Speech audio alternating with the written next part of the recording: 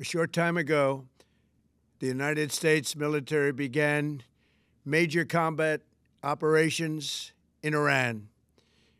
Our objective is to defend the American people by eliminating imminent threats from the Iranian regime, a vicious group of very hard, terrible people.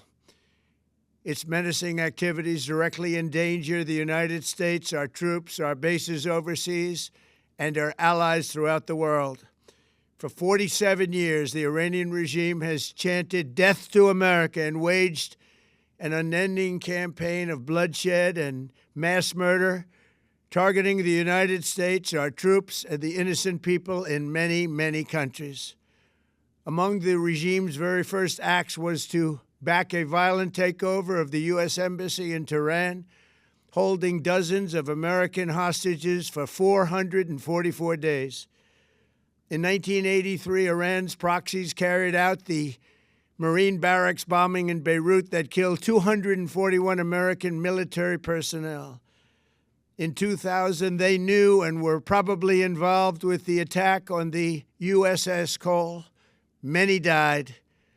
Iranian forces killed and maimed hundreds of American service members in Iraq. The regime's proxies have continued to launch countless attacks against American forces stationed in the Middle East in recent years, as well as U.S. naval and commercial vessels in international shipping lanes.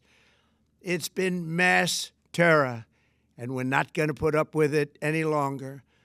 From Lebanon to Yemen and Syria to Iraq, the regime has armed, trained, and funded terrorist militias that have soaked the earth with blood and guts. And it was Iran's proxy, Hamas, that launched the monstrous October 7th attacks on Israel, slaughtering more than 1,000 innocent people, including 46 Americans, while taking 12 of our citizens hostage. It was brutal, something like the world has never seen before. Iran is the world's #1 state sponsor of terror and just recently killed tens of thousands of its own citizens on the street as they protested. It has always been the policy of the United States, in particular, my administration, that this terrorist regime can never have a nuclear weapon. I'll say it again, they can never have a nuclear weapon. That is why in Operation Midnight Hammer last June, we obliterated the regime's nuclear program at Fordow, Natanz, and Isfahan.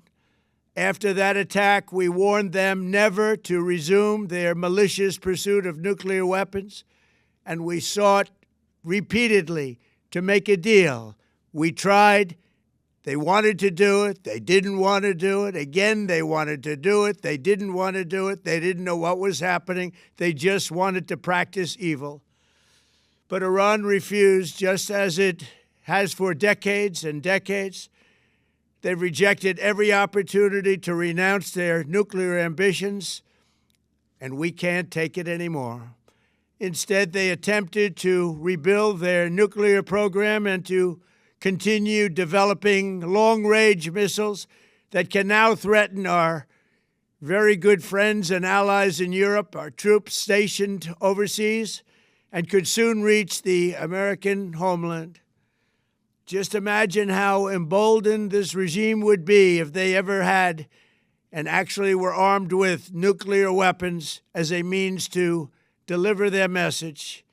For these reasons, the United States military is undertaking a massive and ongoing operation to prevent this very wicked, radical dictatorship from threatening America and our core national security interests. We are going to destroy their missiles and raise their missile industry to the ground. It will be totally, again, obliterated.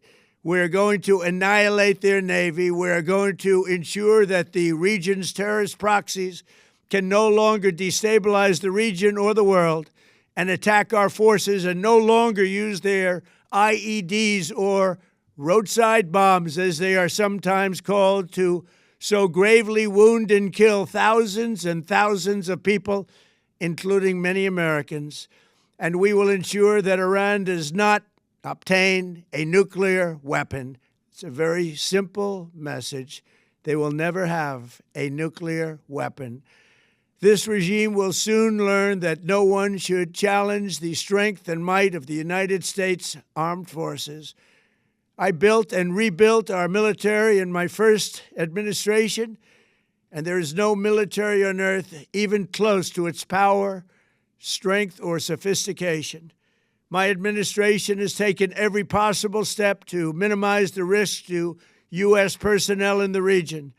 Even so, and I do not make this statement lightly, the Iranian regime seeks to kill.